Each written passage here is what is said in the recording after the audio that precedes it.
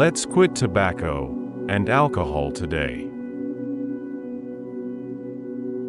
పొగాకు మరియు మద్యాన్ని ఈరోజే మానేద్దాం.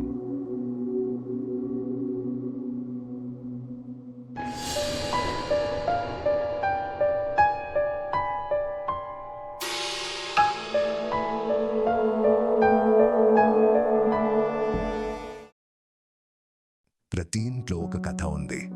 ప్రతి కుటుంబంలో ఒక బాధ ఉంది. తంబాకు, మద్యం ఇవి కేవలం అలవాట్లు కాదు, జీవితాలను నాశనం చేసే మౌన శత్రువులు. ఒక్క క్షణం ఆనందం కోసం జీవితాంతం బాధ ఎందుకు? ఈరోజు మనం నిజాన్ని చూస్తాం, మనుషుల కథలను వింటాం, మార్పు కోసం ఒక నిర్ణయం తీసుకుంటాం. ఇది ఒక సందేశం కాదు, ఒక ఉద్యమం. Say no to tobacco, say no to alcohol, say yes to life.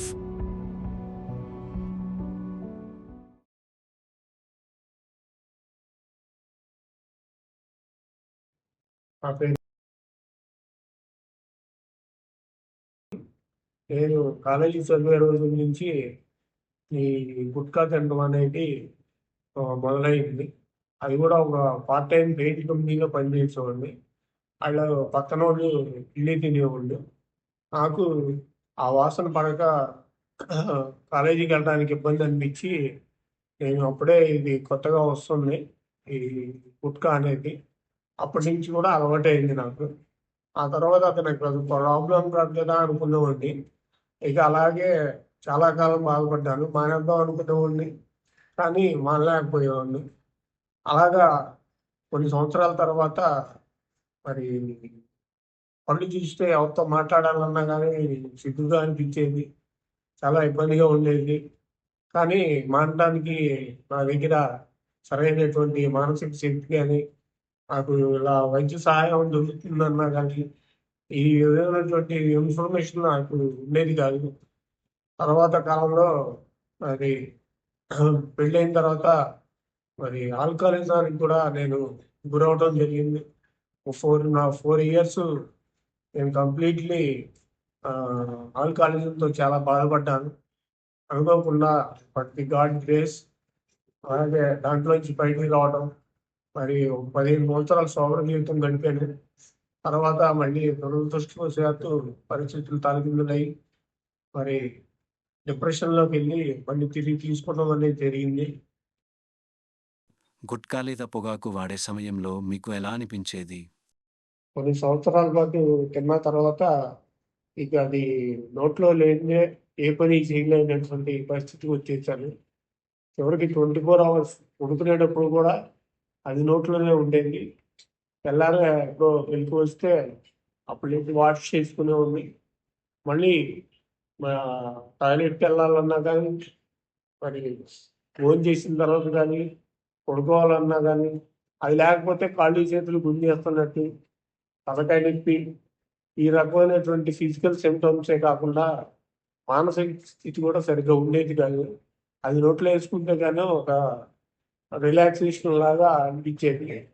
అప్పుడు కొంతకాలం తర్వాత నాకు అర్థమైంది, దీని మీద నేను పూర్తిగా ఆధారపడిపోయాను. ఇక దీని నుంచి నేను బయటపడలేను, ఇది ఉండాల్సిందే అని చెప్పి ఆ విధమైనటువంటి అపోహలతో నిండిపోయినటువంటి పరిస్థితుల్లో మరి ఇప్పుడు రావటం, నేను కూడా ప్రయత్నం చేయటం, గట్టిగా ప్రయత్నం చేసిన తర్వాత దానికి కావాల్సినటువంటి సహాయం అందడం అనేది జరిగింది. గుట్కా, పొగాకు మరియు మద్యం హానికరమని మీకు ఎప్పుడు తెలిసింది? ఇది తన్నేటప్పుడు మరి ఏ విధమైనటువంటి వర్క్ చేయాలన్నా కానీ మెంటల్లీ అండ్ ఫిజికల్లీ చాలా ఇబ్బంది పడతా ఉండేవాడిని. నా లోపల శక్తి తగ్గుతుంది అన్నటువంటి విషయం అర్థమయ్యేది. ఇది ఎప్పుడైతే నేను దూరంగా ఉండడం మొదలెట్టానో కొంచెం నాలో పనిచేసే శక్తి మెరుగుపడతాం అనేది జరిగింది. బాడీలో ఇమ్యూనిటీ కూడా డిటెక్షన్ అయినప్పుడు బాగా తగ్గిందని చెప్పి కూడా గ్రహించడం జరిగింది. ఆ తర్వాత దీని నుంచి ఎప్పుడైతే దూరంగా ఉన్నానో కొంచెం పనిచేసే సామర్థ్యం పెరగడం, రకరకాలుగా మరి కొంచెం మొదట్లో ఇబ్బంది అనిపించినా కానీ ఫిజికల్గా తర్వాత అన్ని సర్దుకోవడం అనేది జరుగుతుంది. మరి ఈ విషయమైనటువంటి పొగాకు, గుట్కా, ఖైనీని, బాడీలో ఉన్నటువంటి ఎనర్జీని అవి తీసుకునేవి. నేను పని చేయలేకపోయేవాడిని. ఏంటనే కారణం చూస్తే మాకు గుర్తొచ్చింది ఏంటంటే మందు వేస్తే కానీ పని చేయలేని పరిస్థితి. చివరికి అటు దారి తీసేది. ఈ స్టార్టింగ్ ఇదే ఉందన్న సంగతి చాలా కాలానికి మరి ఇక్కడ ఏ అడిక్షన్ సెంటర్కి వచ్చాక కానీ మాకు అర్థం అవ్వలేదు. అప్పుడు నుంచి దాన్ని దూరంగా ఉంచాలి, ఎలా అయినా సరే మళ్ళా నేను మామూలు మనిషిలాగా జీవించాలి.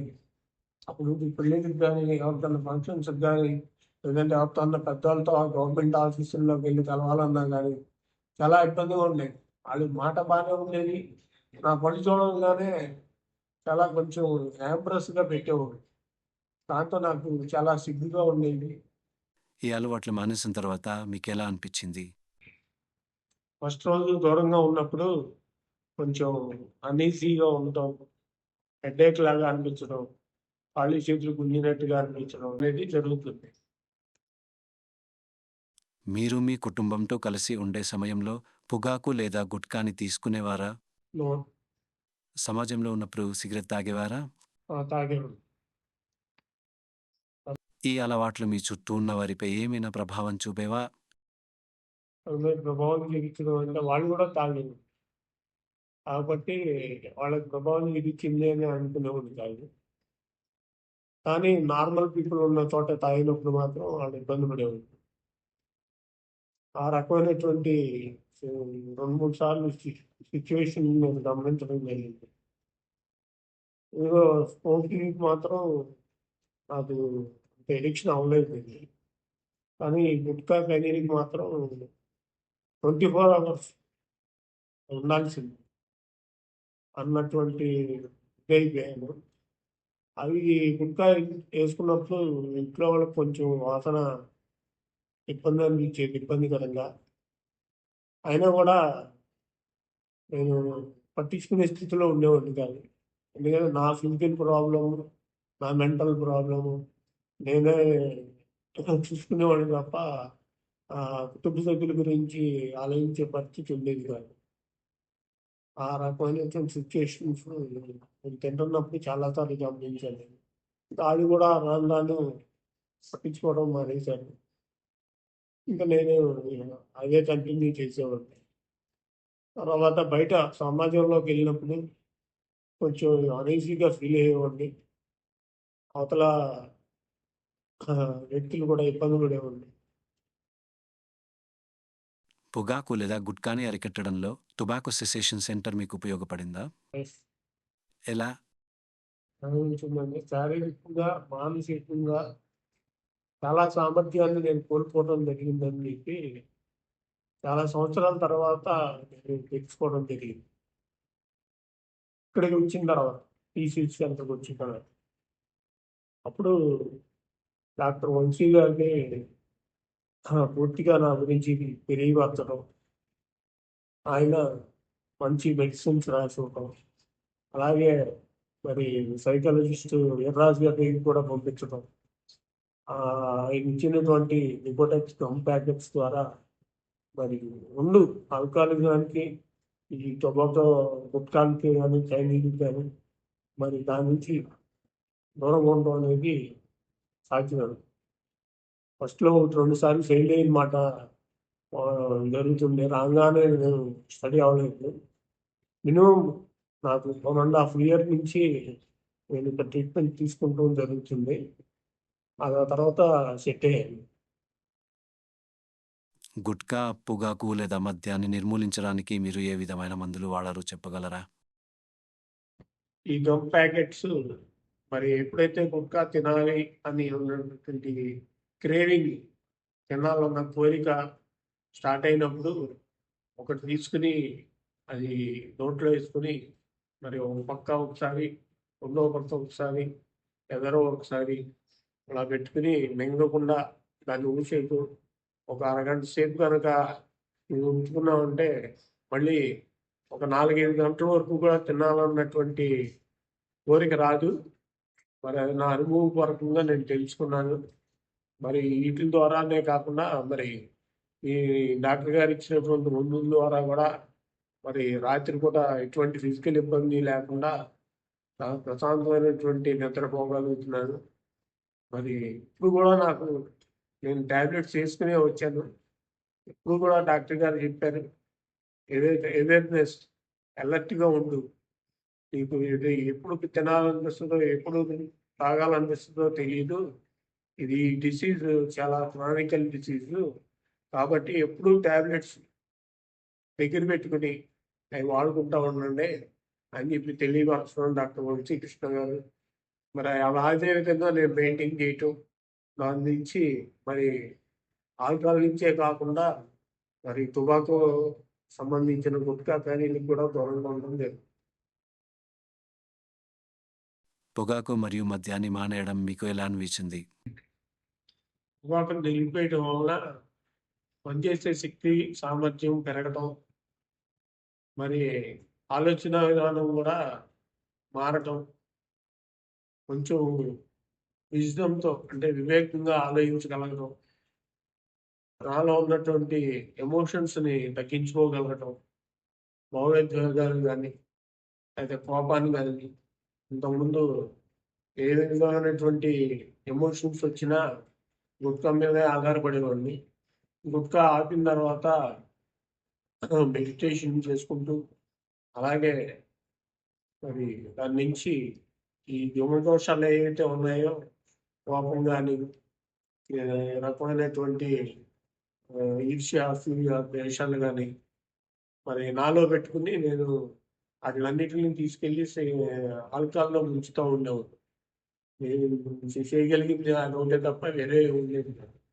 మరి ఈ టీసీసీ సెంటర్కి వచ్చిన తర్వాత ఎవర్షన్ తెలిపేలాగా అది ఇవ్వటం, మాటలు చెప్పడం, తద్వారా నేను ఇప్పటి నుంచి డీవియేషన్, కొత్త పద్ధతులు, యోగాకి వెళ్ళటం, అలాగే మెడిటేషన్కి వెళ్ళటం, ఈ రెండు చేయటం ద్వారా నాలో ఎటువంటి ఎమోషన్ వచ్చినా కానీ నేను కంట్రోల్ చేసుకోగలుగుతున్నాను, వాటి నుంచి దూరంగా ఉండగలుగుతున్నాను.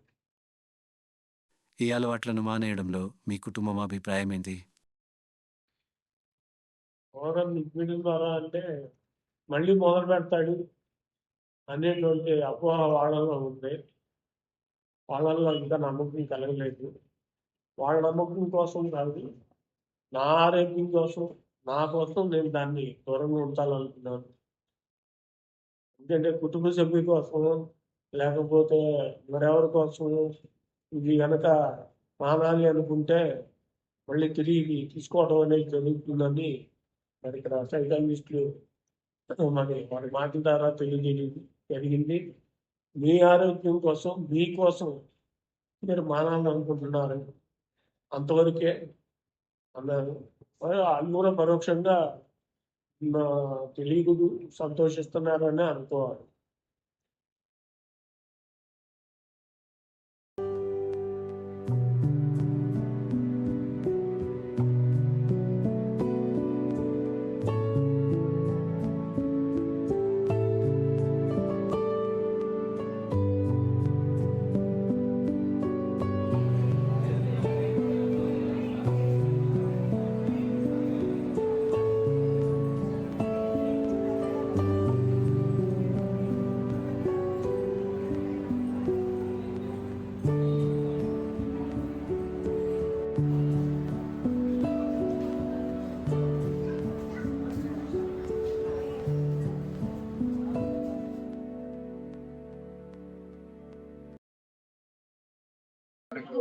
ఏలూరు గవర్నమెంట్ జనరల్ హాస్పిటల్లో టీసీసీ అనే సెంటర్ ఉందండి, టొబాకో సెసేషన్ సెంటర్ అంటాము.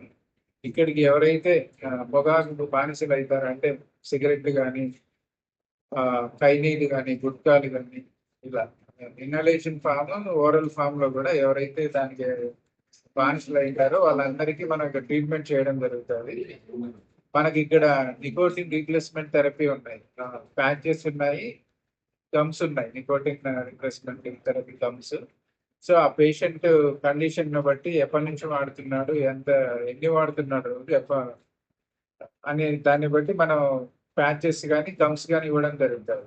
మామూలుగా 10 లోపు అయితే మనం 2 mg నికోటిక్స్ గమ్స్ ఇస్తాము. 10 పైన తీసుకున్నాడంటే క్వాంటిటీ 4 mg గమ్స్ ఇస్తాము. అదేవిధంగా ప్యాచెస్ కూడా అంతే. ఒక కట్టలోపు అంటే 10 లోపు అయితే 7 mg ప్యాచెస్, అంతకన్నా ఎక్కువ అయితే 14 mg ప్యాచెస్, ఇంకా ఎక్కువ అయితే 21 mg ప్యాచెస్. సో మనకు పేషెంట్ కండిషన్ బట్టి either ప్యాచెస్ కానీ గమ్స్ కానీ ఇవ్వడం జరుగుతుంది. సో ప్రతి ఒక్కరు ఎవరైతే ఈ టొబాకోకి బానిస అయింటారో వాళ్ళందరూ మనకు ఈ ఏలూరు గవర్నమెంట్ జీజీహెచ్లో నెంబర్ 15 డిపార్ట్మెంట్లో మనకు డిఅడిక్షన్ సెంటర్తో పాటు టొబాకో సెసేషన్ సెంటర్ ఉంది. సో ఎవరైనా అవసరమైన వాళ్ళు ఈ సెంటర్ని సందర్శించి వాళ్ళకు తగు ట్రీట్మెంట్ చేయడం జరుగుతుంది. మన దగ్గర కౌన్సిలర్లు ఉన్నారు, ఎన్టీసీపీ కౌన్సిలర్లు ఉన్నారు, సైకియాట్రిస్ట్ డాక్టర్లు ఉన్నారు. సో వాళ్ళ కౌన్సిలింగ్తో పాటు ట్రీట్మెంట్ కూడా ఇవ్వడం జరుగుతుంది.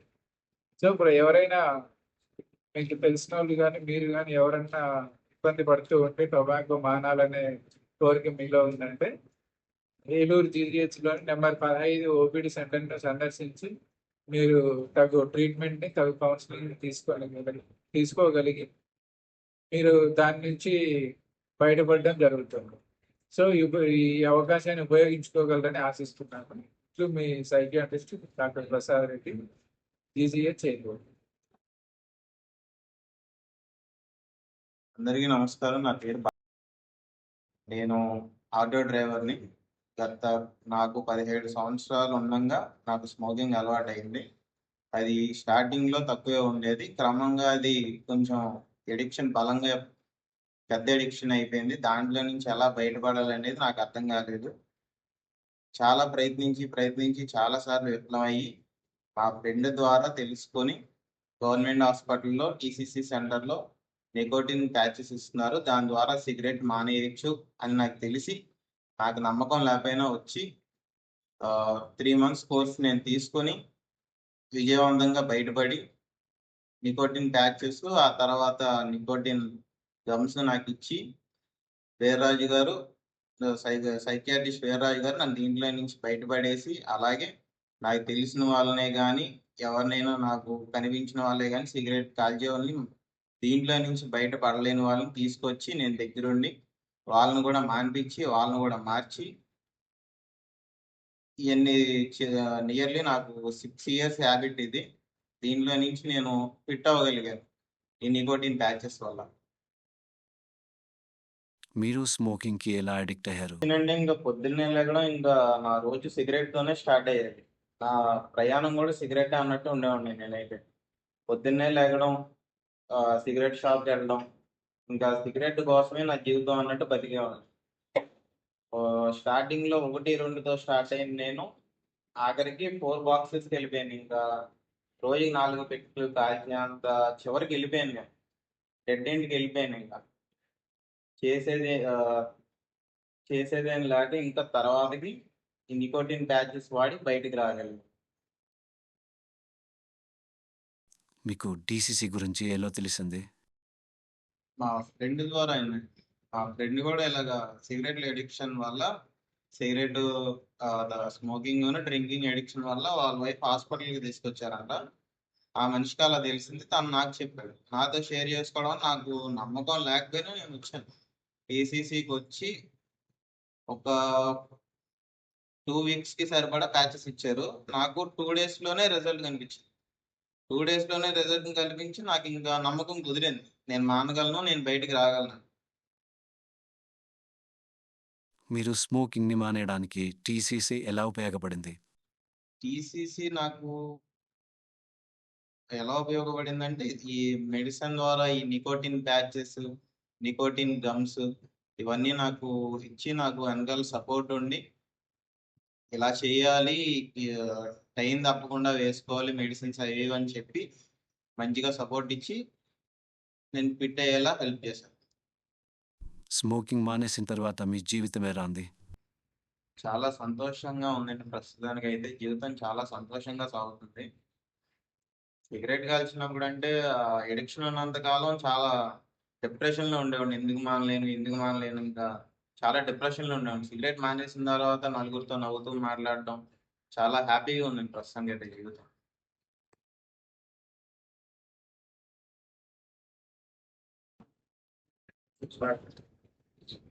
ఇంకోటి రీప్లేస్మెంట్ అంటే మనం ఒకసారి పేషెంట్స్ మన దగ్గరకు వచ్చిన తర్వాత బేసిక్స్ డీటెయిల్స్ అవి తీసుకోవడం జరుగుతూ ఉంది.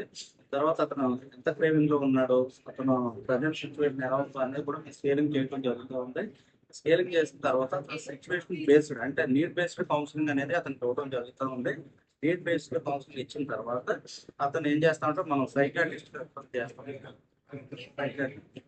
సైకాట్రిస్ట్ రెఫర్ చేస్తాము. సైకాట్రిస్ట్ రెఫర్ చేసిన తర్వాత సార్ చూసి అతనికి నికోటిన్ రీప్లేస్మెంట్ థెరపీ అవసరమా, లేదంటే నాన్ నికోటిన్ రీప్లేస్మెంట్ థెరపీ అవసరమా, లేదా కౌన్సిలింగ్ సరిపోతుందా అనేది సార్ డిసైడ్ చేస్తారు.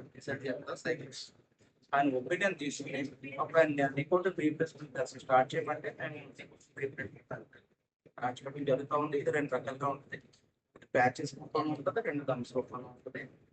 ప్యాచెస్ అనేది 3 ఫార్మ్స్ లో ఉంటుంది. 21 MG, 14 MG, 7 MG. ఈ 3 రకాలుగా కూడా ప్యాచెస్ అనేవి నికోటిన్ ట్రాన్స్డర్మల్ ఈ ట్రాన్స్డర్మల్ ప్యాచెస్ ఏంటంటే ఒకసారి స్కిన్ కంటించిన తర్వాత ఆ ప్యాచ్ నుంచి నికోటిన్ అనేది రిప్లేస్ అవుతూ ఉంటుంది.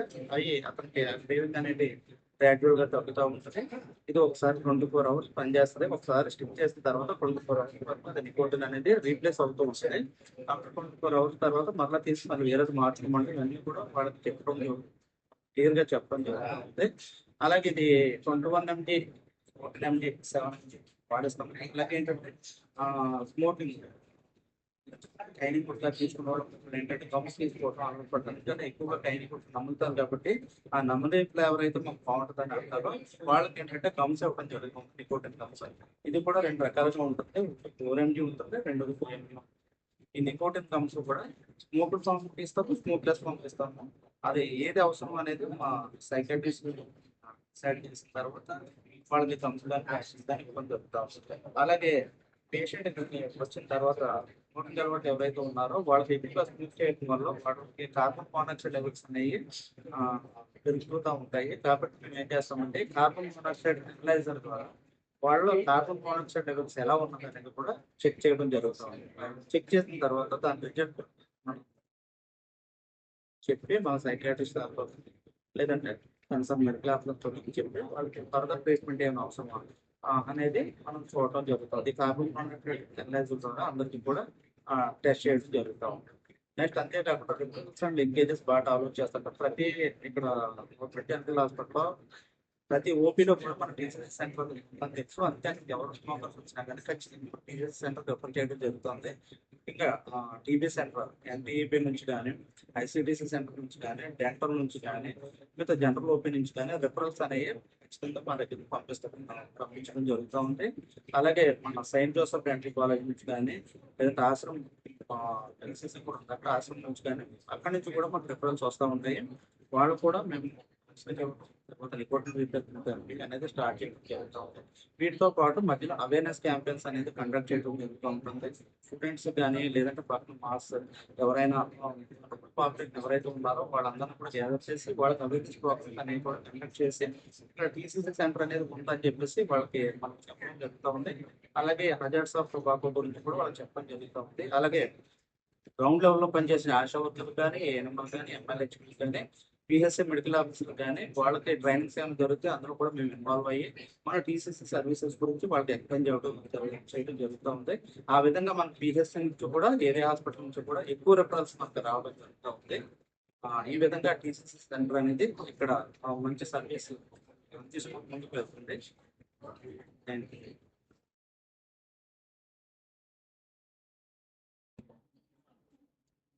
నమస్తే అండి, నా పేరు జీ బాలా.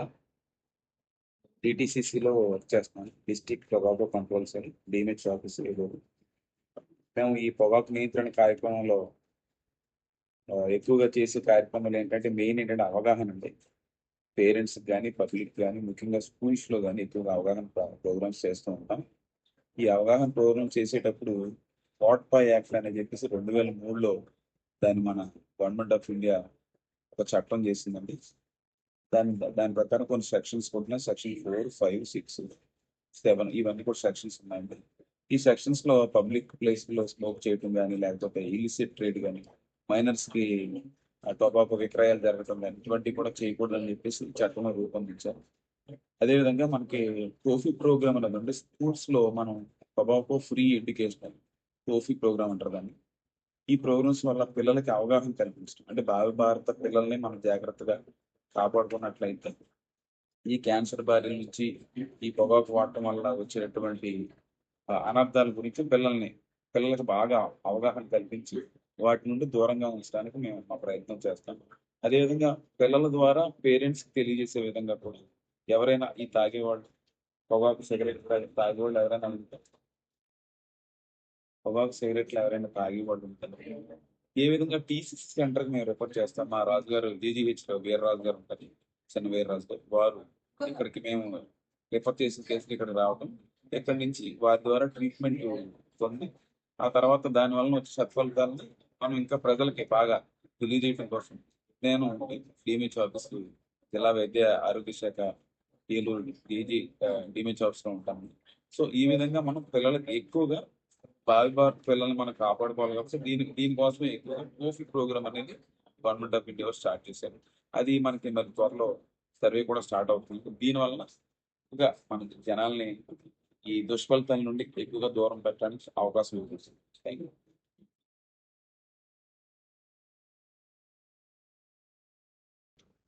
అందరికీ నమస్కారం. నా పేరు డాక్టర్ పావన సంధ్య. నేను సెయింట్ జోసెఫ్ డెంటల్ కాలేజ్లో పబ్లిక్ హెల్త్ డెంటిస్ట్రీ డిపార్ట్మెంట్లో ప్రొఫెసర్ అండ్ హెచ్ఓడి అండి. మేము నో టొబాకో డే సందర్భంగా ఏదైతే ఇప్పుడు దాకా మీరు చూసారో ఈ వీడియోని షూట్ చేయడం జరిగింది. ఎందుకంటే రియల్గా ఏం జరుగుతుంది అనేది అందరూ టీవీలో యాడ్స్ అది చూస్తూ ఉంటారు. బట్ దీనికి డిఫరెన్స్ ఏంటంటే డైరెక్ట్గా ఎవరైతే పర్సన్ అడిక్షన్స్ అండ్ డీఅడిక్షన్ సెంటర్లో ఉన్నారో వాళ్ళ దగ్గరికి వెళ్ళి మేము ఇంటర్వ్యూ కండక్ట్ చేసాం.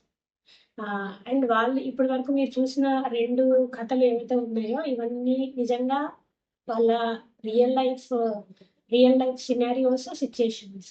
ఇలాంటి సిచ్యుయేషన్స్ అన్ని కూడా యంగ్స్టర్స్ అందరూ చూస్తూ ఉన్నారు ఈ రోజుల్లో. సో మీరు నేర్చుకోవాల్సింది ఏంటంటే దీనివల్ల ఎంత హామ్ ఉంది, ఇది మనం ఎలా ప్రివెంట్ చేయాలి అనేది తెలుసుకోవాలి ఖచ్చితంగా. అండ్ ఇప్పుడు సినిమాలో చూపించినట్టుగా లేకపోతే ఏదో ఒక దీనిలో చూపించినట్టుగా అందరు రొటీన్గా అనుకుంటారు. ఫస్ట్ సీన్ కట్ చేయగానే స్మోక్ చేస్తూ ఉంటారు. సో అది చూడడానికి ఫ్యాషన్ బాగానే ఉంటుంది, కానీ నిజంగా ఎంత హాని జరుగుతుంది అనేది మీరు ఈ షార్ట్ ఫిల్మ్ చూడడం వల్ల తెలుసుకుంటారు, ఈ డాక్యుమెంటరీ. సో ఏంటంటే ఇప్పుడు యువత సిగరెట్ కాల్చడం లేకపోతే గుట్కా, పాన్ ఇవన్నీ తీసుకోవడం అనేది చాలా సర్వసాధారణం అయిపోయింది. ఫ్రెండ్స్ ఇంట్రడ్యూస్ చేస్తారు ఫస్ట్, లేదంటే ఏం కాదు పర్లేదు నెక్స్ట్ నువ్వు కాల్చు, ఏమవ్వదు, ఏం జరుగుతుందో చూద్దాం అంటారు. కానీ నిజంగా మనం రియల్ లైఫ్ ప్రాబ్లంలో ఉన్నప్పుడు మనకంటూ నిలబడేది మన ఫ్యామిలీ. కాబట్టి దయచేసి అందరూ ఈ స్మోకింగ్ అనే దానికి దూరంగా ఉండండి. ఈ నో టొబాకో డే సందర్భంగా నేను చెప్పదలుచుకుంది ఏంటంటే యంగ్స్టర్స్కి అండ్ యూత్ అందరికీ కూడా వీలైనంత దూరంగా దీనికి మనం లైఫ్ లీడ్ చేయాలి. Thank you. మన జీవితంలో చిన్న అలవాటు పెద్ద నష్టానికి కారణమవుతుంది. తంబాకు, మద్యం ఇవి ఆనందం కాదు, అవి నిశ్శబ్దమైన శత్రువులు. ఒక్క సిగరెట్, ఒక్క డ్రింక్ మీ ఆరోగ్యం, మీ కుటుంబం, మీ భవిష్యత్తు అన్నింటినీ నెమ్మదిగా దూరం చేస్తాయి. మీ పిల్లల కోసం, మీ తల్లిదండ్రుల కోసం, ముఖ్యంగా మీ కోసం ఈరోజు ఎన్నో చెప్పండి. తంబాకుకి నో, మద్యానికి నో, ఆరోగ్యానికి ఎస్. స్వచ్ఛమైన జీవితం మీ చేతుల్లోనే ఉంది.